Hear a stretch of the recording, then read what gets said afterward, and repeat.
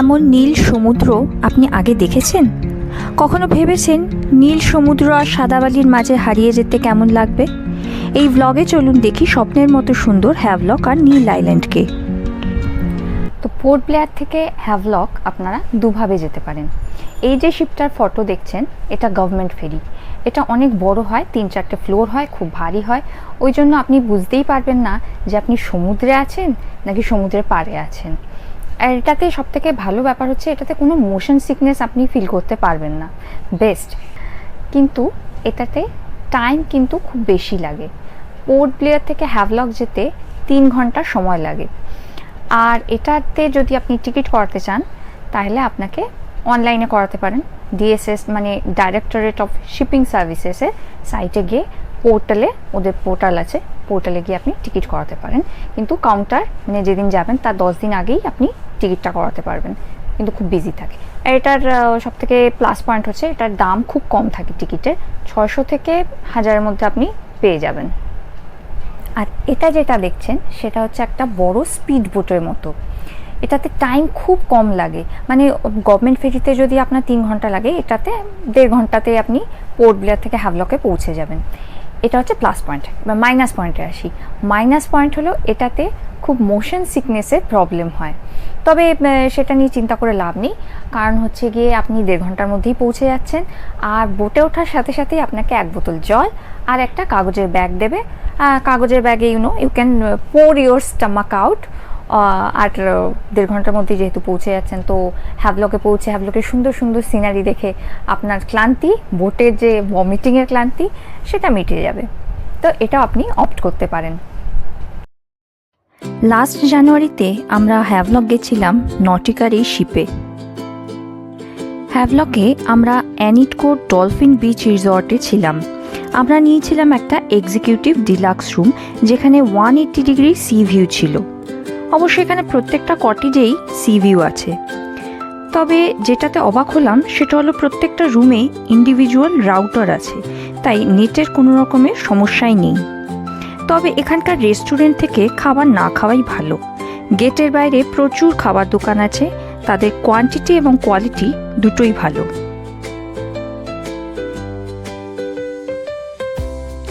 এই পুরো রিসর্টটায় একটা 270 ডিগ্রির সি ভিউ আপনারা পাবেন। এখানকার সমুদ্রের এই সি গ্রিন কালারটা কিন্তু আমি মেইনল্যান্ডে কোথাও দেখিনি। আপনারা দেখেছেন কি? এখানে একটা বারও আছে। এখানে বসে এই সুন্দর দৃশ্য দেখার অনুভূতিটাই কিন্তু আলাদা।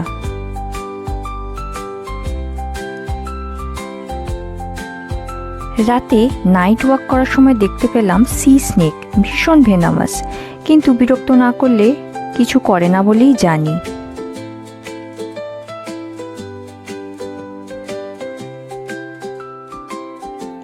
রিসর্টটা এতটাই বড় যে হাফ ডে আপনার রিসর্টটা এক্সপ্লোর করতেই চলে যাবে। তাতে বিচ সাইড হ্যামকে শুয়ে রিল্যাক্স করুন, বা বিচ সাইড উডেন লক কাম চেয়ারে বসে মেডিটেশন করুন, বা বই পড়ুন, বা কিছু না করে চুপচাপ এই নৈসর্গিক দৃশ্য উপভোগ করুন।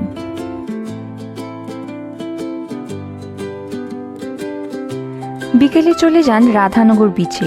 এটি ভারতের তথা এশিয়ার অন্যতম সুন্দর সমুদ্র সৈকত। সাদা বালি, স্বচ্ছ নীল জল আর ঘন সবুজ জঙ্গলের প্রাকৃতিক সৌন্দর্য একে এক স্বপ্নীল পরিবেশের রূপ দিয়েছে। এই বিচের সাদা বালি এত নরম যে মনে হয় তুলোর উপর হাঁটছি। সূক্ষ্মদানার বালি গায়ে লাগে না, আর গরমও হয় না। বাচ্চারা এখানে নির্ভয়ে খেলতে পারে। যারা নিঃশব্দে সমুদ্রের ধারে বসে থাকতে ভালোবাসেন তাদের জন্য একটি স্বপ্নের জায়গা। এত সুন্দর জায়গায় আমিও একটু ফটো অপ করে নিলাম। পরের দিন সকালে চলে আসলাম কালাপাথর বিচে। এখানে সমুদ্রের রংটা অসাধারণ ছিল। আপনারা চাইলে এলিফেন্টা বিচেও যেতে পারেন। এখানে বোটে করে যেতে হয়, তাই টিকিটটা আগের থেকে কেটে রাখবেন।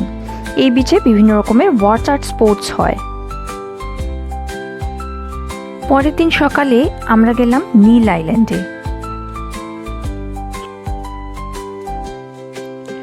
আমাদের রিসর্টে চেক ইন করে ব্রেকফাস্ট সেরে একটু রেস্ট নিলাম। রিসর্টের প্রাইভেট বিচে গেলাম। এরপর বেরিয়ে পড়লাম সাইট সিইংয়ে। প্রথমে গেলাম ভরতপুর বিচে। এখানকার স্পেশালিটি হলো যে এখানে লো টাইডের সময় আপনি হেঁটে সমুদ্রের অনেকটা ভেতরে চলে যেতে পারেন। এখানে চেঞ্জিং রুম, শাওয়ার রুম আছে, তাই চাইলেই সমুদ্রে নেমে পড়তে পারেন। এরপর আসলাম নীল আইল্যান্ডের ফেমাস ন্যাচারাল রক আর্চ দেখতে। লো টাইডের সময়ই একমাত্র জায়গাটা অ্যাক্সেসিবল হয়, আর তখন বেশ কিছুটা জায়গায় ডেড কোরাল বেটটা দেখা যায়। এর উপর দিয়ে হাঁটতে খুব সাবধান।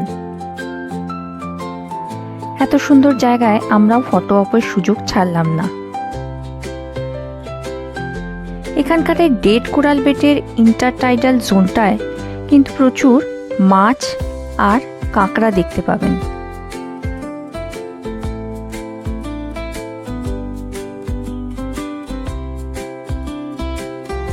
এরপর চলে আসলাম লক্ষ্মণপুর বিচে।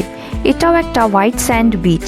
এখানকার স্পেশালিটি হলো এখানে কোনো পূর্ণিমার সন্ধ্যাতে এসে দাঁড়ালে আপনার বাঁ দিকে সূর্যাস্ত যাবে আর ডান দিকে পূর্ণিমার চাঁদ উঠবে। তবে এই স্বর্গীয় দৃশ্য দেখতে গিয়ে আমি ভুলেই গেছিলাম ভিডিও করার কথা। দেখতে দেখতে চলে আসলো ফেরার সময়। পরের দিন সকালে ফিরে আসলাম পোর্ট ব্লেয়ারে। ভিডিওটি ভালো লাগলে লাইক দিয়ে চ্যানেলটা সাবস্ক্রাইব করে দিন। আন্দামান সম্পর্কিত কোনো তথ্য জানতে চাইলে কমেন্ট সেকশনে জানাতে পারেন।